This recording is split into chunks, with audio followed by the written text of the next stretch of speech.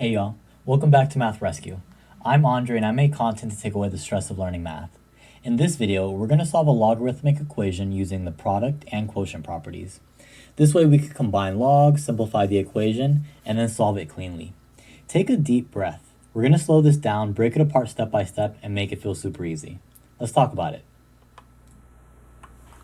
Alright, so the product and quotient properties let us either condense and compress logarithms, put them together, or it lets us spread them out, expand them.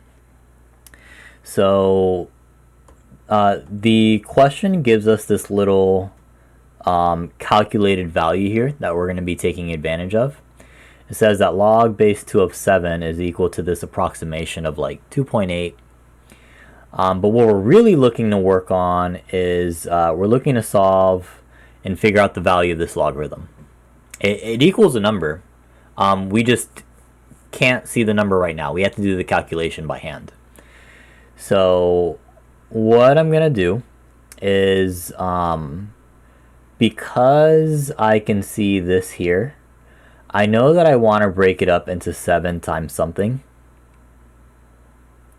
So I'm just going to check 224. Like 224 is made up of 7 times what? Well, it actually ends up being 7 times 32. So all I did was rewrite 224 as 7 times 32. From here is when I can actually go ahead and use that product property. So the product property lets me take these two factors in the argument and actually write them as their own logarithms. So I can rewrite this. I'm going to put an equal sign right here. I can rewrite this as log base 2 of 7 plus log base 2 of 32. And that's the product property. Now, thanks to that little aid we had in the beginning, we know what log base 2 of 7 is. We know that that's about, I'm going to change the approximation symbol here. We know that that's about 2.807. And log base 2 of 32 is going to be 5. Let me explain why. I'll do kind of a little intermission here. So it might be hard to see in logarithmic form, but if I were to rewrite this as an exponential, it would be 2 to the sum power equals 32. Well, the only thing that could be in the place of the question mark is 5, right? 2 times 2 times 2 times 2 times 2, that makes 32. So the question mark has to be 5. So in other words, this logarithm is 5. All right, from there, we'll go ahead and just add these up, and we get 7.807 for the first problem. Okay, I already know that my head is going to be an issue with this second one. Let me see if I can get all this stuff out the way.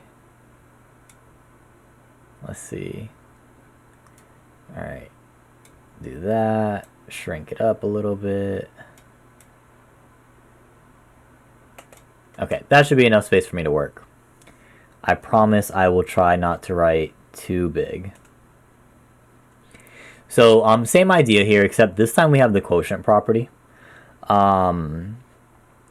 Let's start with writing down the original.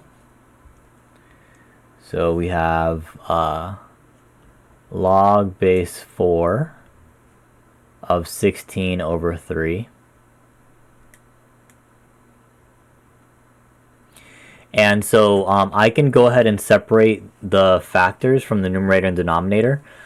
Anything on the denominator has to become its own negative logarithm. Let me show you what I mean by that. So we're going to have log base 4 of 16, and that's a positive term right there. And then we're going to say minus log base 4 of 3. And it's minus because the 3 was on the denominator. All right, log base 4 of 16 is just going to be 2. right? Same idea. We do 4 to what power equals 16. Has to be 2. The other logarithm, they give me an approximation for. So they tell me it is about 0.7925. My head is in the way, so I'm going to put it down here. That ends up being about 1.2075. Alrighty. If you found this video helpful, please like and subscribe to support the channel. I post videos regularly. My goal is to make you feel super confident in math. See you in the next one.